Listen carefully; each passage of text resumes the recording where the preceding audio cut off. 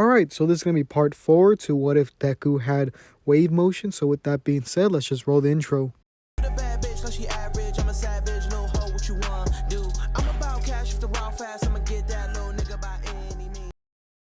Alright, so in the last part we just got done with the USJ, and in this one we're going over the sports festival, at least half of it, because I want to do the other half in a different video since, I don't want to make this one too long.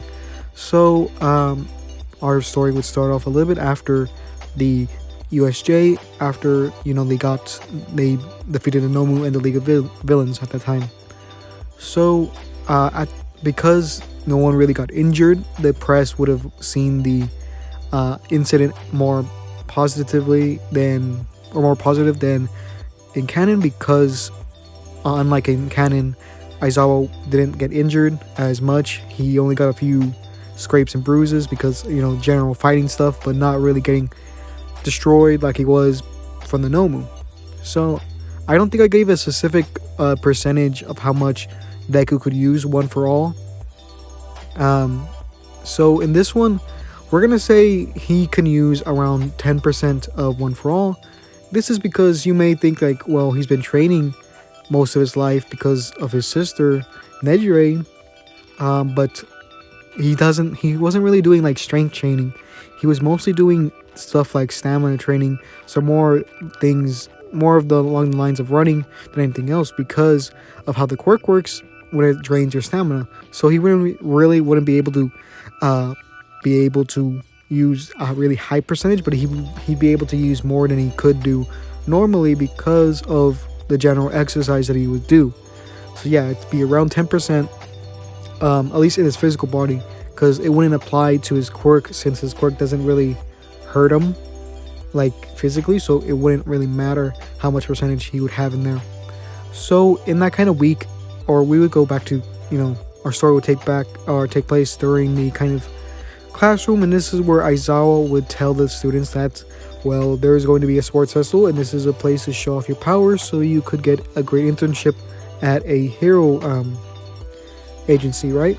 So he tells the class to do their best, or go 100% out on the sports festival, so they could do or make the best impression, as well as make sure you want to go to the internship that you want, because a lot of times people regret going to there, and it's going to affect their kind of future careers as heroes. So yeah. Also, I would like to mention, I forgot to mention this at the beginning, but I do have an original series on this channel called UA Year 1. I guess it's not entirely original, but it's stories that I'm making. And basically what it is that it's 100 years before the start of My Hero. And yeah, you could find the playlist on my channel and things like that. If you want to help with the story, or maybe even add a character but in the story, then you go to my Discord. But all the students are kind of full at the moment. But yeah, so after this is kind of done, and Aizawa tells the students about the sports festival and things like that, this is where they would have that kind of week off to train. So Deku wouldn't really train with the others. I think in this one he would train with his sister just as usual, because of how serious they take the sports festival. So he would want to try to do his best, so he would go with the top students, which Nejire would be part of them. So at the same time, this is also around the same time that All Might would have called Deku to the teacher's lounge, and this is where he would talk about how he has to do 100% on the sports festival, and he also explains how in the future he might not be there when he has to face the kind of his ultimate nemesis, that being One for All. I'm pretty sure this is around the same time where he talks about it, and this is where Deku basically says, don't worry about it, I got this, right? And this is also the same time where All Might basically tells Deku to basically brace himself for the power, because he hasn't told him yet about going 100%. So he tells him that your body isn't completely ready for one for all, at least physically. So try to use a small percentage of it in your body instead of going all out at the start, because you'll very much injure yourself, right? So Deku gets kind of scared by this, but then he said that, I used the power in my waves, and they were able to, take down a Nomu, but also not really hurt me. It just drained a lot more stamina than usual. And All Might's like, well, I see why, because it's not part of your physical body, so it's not going to really damage you. But be careful, because in a fight, when you lose all your stamina, if you don't know if it's going to win, it might not be worth the risk to do. So Deku takes that in mind, and he goes to train for the rest of the week. So he would do the standard training that he would do with Nejire, but with the big three instead. This including Tamaki, Mirio, and Nejire. So the kind of schedule that he would do, or the kind of routine, is a little bit more basic stamina training to build up his stamina a little bit more. But then he would also do a lot more physical training.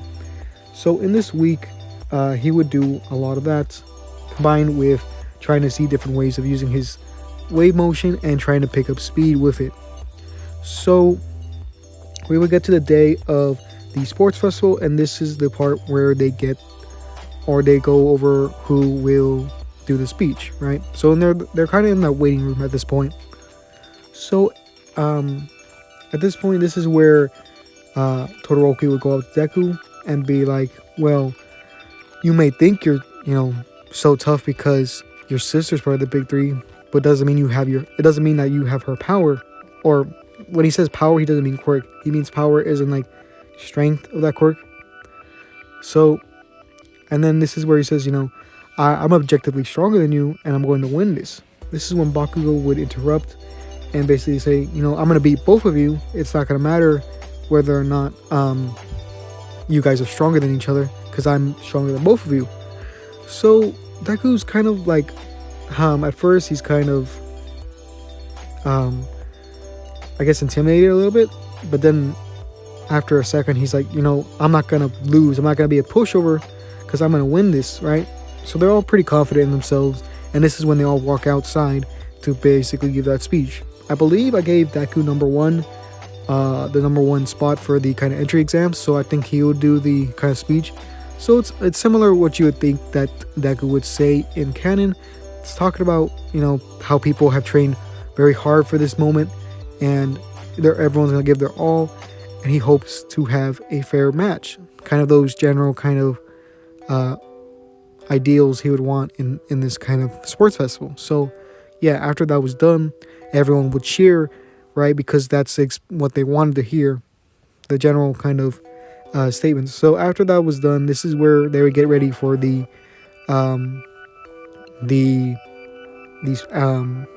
race, right? The obstacle race. So midnight, or no, I think it was midnight. Midnight would count down, and this is where she would open the gates, and the entire class, or the entire freshman class, would run through, with them getting kind of stuck through that kind of gateway, right? Just how they would normally do. So at first, the rest of class 1A would go above them, just how they would normally do, and Todoroki would take the lead, followed by Bakugo. So after this was done, this is where Deku wouldn't really have too much trouble with this because of his wave motion. So he would just activate some waves underneath his hands and feet to activate, or to use as if they were kind of propulsions, kind of like Iron Man. So he would fly across pretty easily, and putting more energy into them, he would fly faster. So let's say he's around 30% of his wave motion, because if you don't know, or if you don't remember, wave motion does go up by percentages, or just by percentages, just like one for all. So he would go 30%, and he would go over the crowd and catch up to 1A relatively quickly. After this was done, he would see Todoroki basically freezing everyone, and he'd be thankful that he was on the ground, or not on the ground, in the air, even if slightly. So this is where the robots would come in. Todoroki would freeze the first one, and this is where Deku would go for the second one, trying to use this as an opportunity to show off his quirk.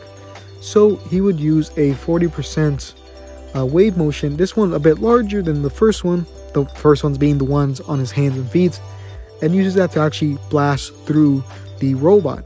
This going through the head and basically knocking it over as well. If you don't remember, wave motion is kind of slow, but it still packs like a huge punch because of how much power that's behind it.